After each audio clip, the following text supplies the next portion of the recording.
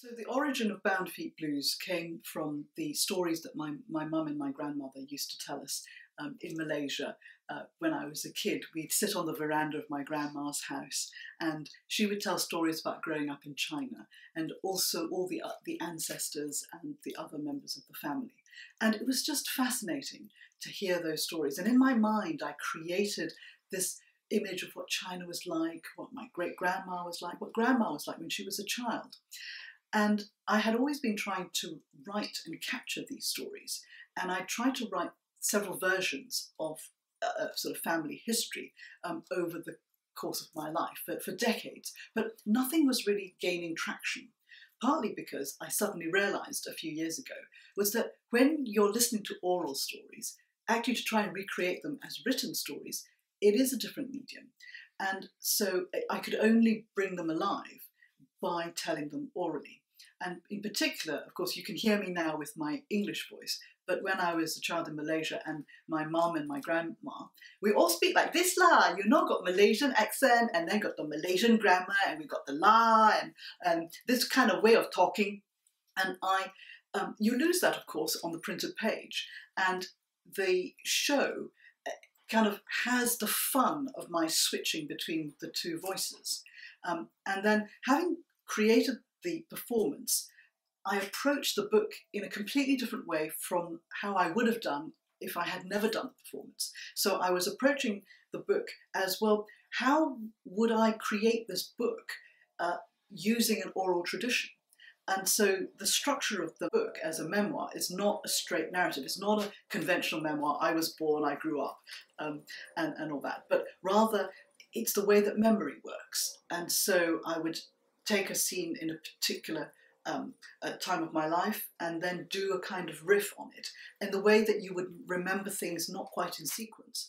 But I hope that putting it together, although it's out of sequence, actually you build up a sense of a life and a family history. Well, I wrote two novels, The Flame Tree and Mind Game, and they were legal thrillers. And they were great fun to write because they're plot-driven. And so you've got men with guns, car chasers, a big landslide in the flame tree. But what I was trying to achieve, really, beneath the surface level of the genre fiction, was to explore deeper issues. And that's what is interesting for me as a writer. So The Flame Tree is really about how can you be a successful person and be true to yourself. And that's the dilemma for Jasmine, the heroine. And she sells out initially for the baubles of success. In Mind Game, the story really is about the challenge that you have of living within a controlling culture that wants you to be a certain way, but actually you love the wrong person. As a woman, the heroine loves another woman, but that is forbidden within her culture. And I put a layer of the sort of thriller elements on top, but those deeper issues are what's interesting to me. So having written those novels, I wanted to actually strip away, get away from the thriller genre and get down to the basics and the fundamental things that really interest me. So with Bound Feet Blues, what was interesting for me, again, it was around culture and the role of women within a culture. What does it mean to be a woman? Why is it that we as women have a certain way that we have to dress and behave? And why is it that men have to be a certain way? And within our culture, boys are not allowed to cry, girls are not allowed to be boisterous. So in exploring these issues, I'm using my own life as a case study. And so although it's about me, it's not really about me. It's a kind of more universal story, I hope. And I hope that that comes out in it, in the show and also in the book. I see the show and the book as two separate works of art, but connected by a common theme. And you can either come and see the performance and forget about the book, or read the book and forget about the performance, or if you see the show and read the book, then I think you get a kind of holistic experience. For Bound Feet Blues, the performance, I started actually with the performing it. In my study, I would actually try out telling a story. because it's the structure of Bound Feet Blues, the show, is around stories that were told to me by my mum and my grandma.